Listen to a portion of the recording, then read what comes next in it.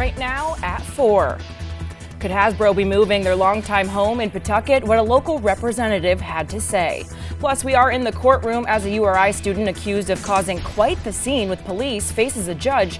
We'll show you what was caught on camera.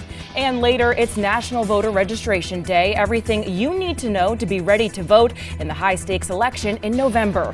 ABC 6 News First at 4 starts right now. This is Southern New England's trusted news source, ABC 6 News First at 4. Our top story at 4 o'clock. The Hasbro Toy Company is reportedly considering moving its headquarters out of Pawtucket. Thanks for joining us at 4. I'm Alyssa Azara. ABC 6 News reporter Caitlin Gelhaus joins us here in the newsroom with what we know so far. Caitlin. Well, Alyssa, Hasbro might be moving its headquarters from Rhode Island to Boston, but that's a big might. Now, according to a report from the Boston Business Journal, the report says Hasbro officials have recently toured multiple downtown Boston office buildings for a potential relocation. The headquarters is currently located on Newport Avenue in Pawtucket. This comes after Hasbro announced 20% of its workforce would be laid off by 2025 because of a lack of business. The state rep who represents Pawtucket tells me the news came as a surprise. A little shocked. I think that we've been working on this for a couple of years. I believe that the city and the state has been holding their end. And so, I mean, it's bringing us back to the table, which I never think is a bad idea. We really want to hear what it is that Hasbro needs from us. We're building the stadium. We're trying to build a city that is fun for everybody that lives there.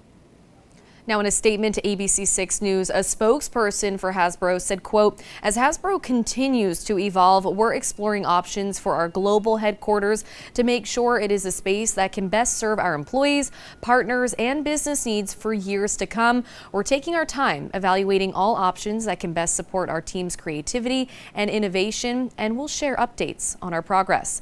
And this news comes in what's been a tumultuous few years for Pawtucket, with the Paw Sox leaving for Worcester. In the newsroom, I'm Caitlin Gelhaus, ABC 6 News.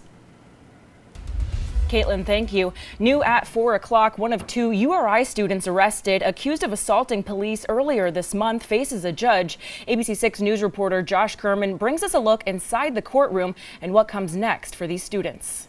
Cody Calkins, one of 2 URI students accused of assaulting police officers on the night of September 6th, appeared in front of a judge Tuesday after being released earlier this month. The other student, Jake Dignam, is still waiting to be arraigned. Police releasing body camera footage of the incident, which shows officers approaching a house party on the night of September 6th. As officers make their way around the home, dozens of students are seen playing music and partying when officers ask people to leave the party. You guys gotta leave. Right now, we just have to wait for a drive. Another officer out front shows a view of students exiting that party, asking them to keep things down.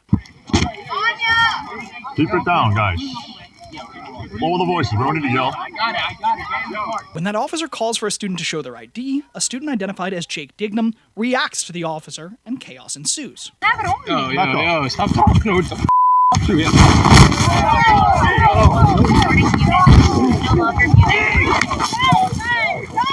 Stop.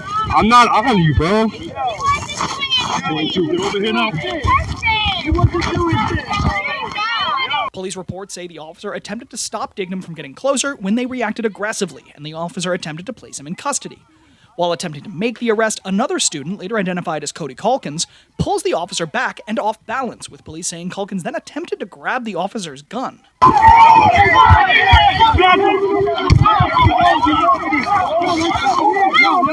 more cars.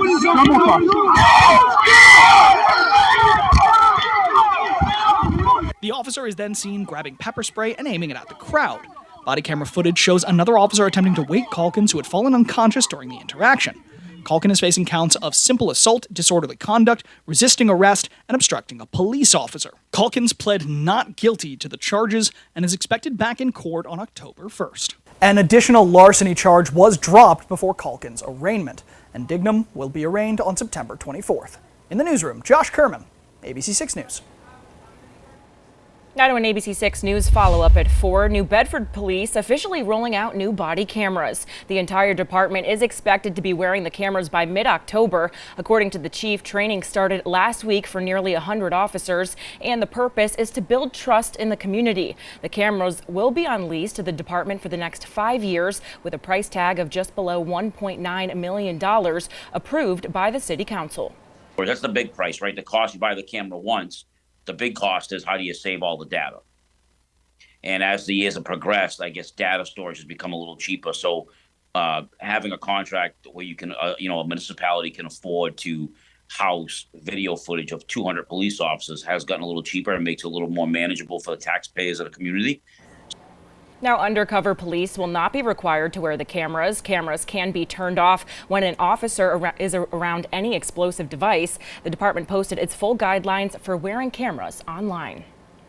Turning now to some other stories we're following for you this Tuesday afternoon.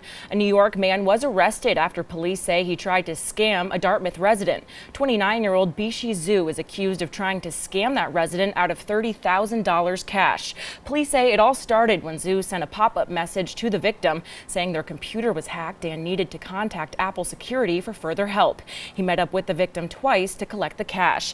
The victim then contacted police. Officers arranged for a third meetup, this time arresting him.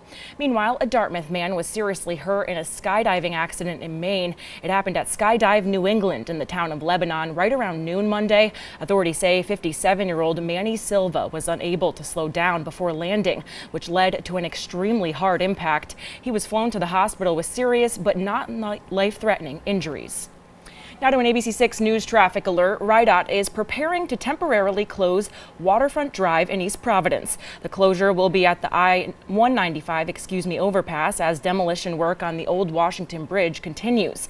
Beginning at 10 tonight, drivers should start using Valley Street to get through the area. Be aware that part of it will be covered with gravel. In the wake of recent noise complaints, officers say jackhammering will only happen during the day. Waterfront Drive is set to be closed until Monday morning.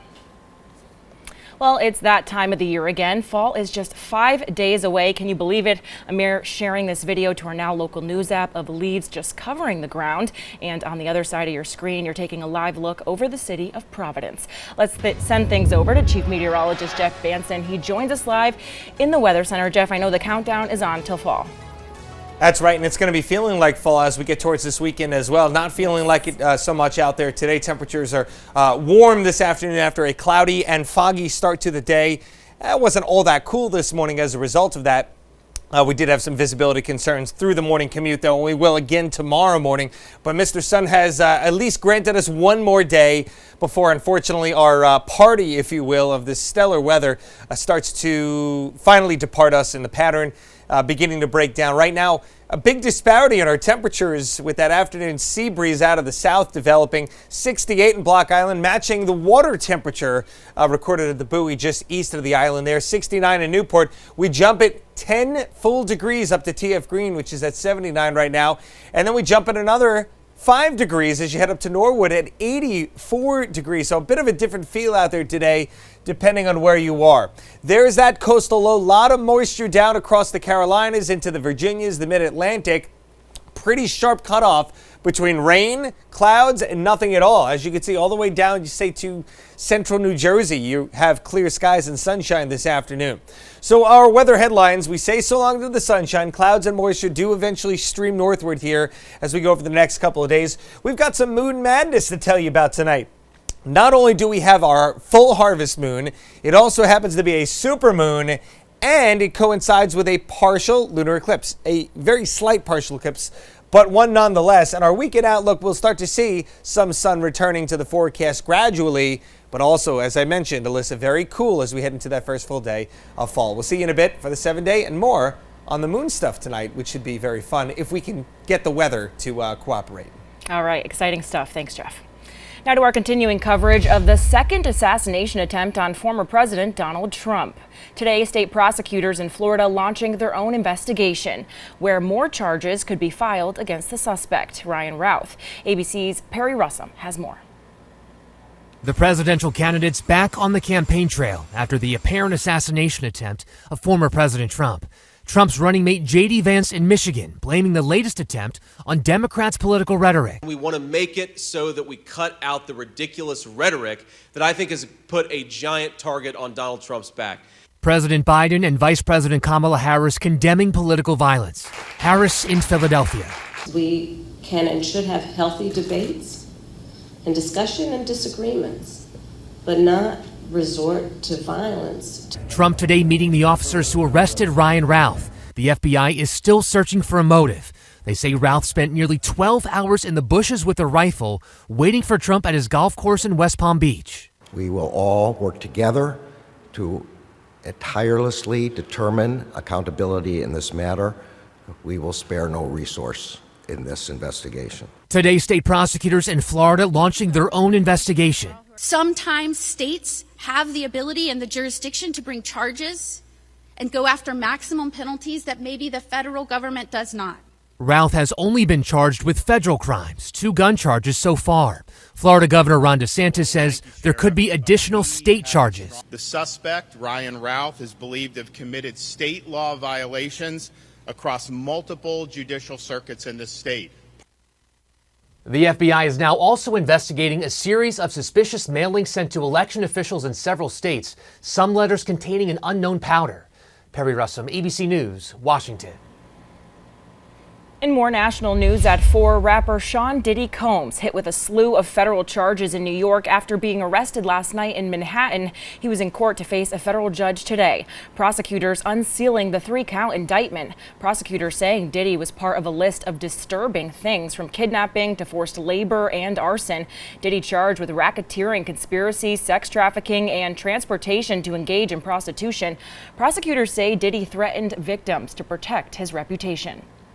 As alleged, when Combs didn't get his way, he was violent, and he subjected victims to physical, emotional, and verbal abuse so that they would participate in the freak-offs, and that Combs hit, kicked, threw objects at, and dragged victims, at times by their hair. Prosecutors arguing he should be detained until trial, saying he is dangerous. Diddy's lawyer says he's in, quote, good spirits. All right, still to come on ABC 6 News first at 4. Yeah, we're talking about this, the celestial event tonight, of course, the full moon, but with a catch. We can see a little bit of that taken away. More on that, plus the rest of your 7-day forecast as we look ahead towards that first full day of fall coming up. Plus, what Instagram is rolling out to protect minors on the app. We'll tell you all about it. You're watching ABC 6, Southern New England's trusted news source.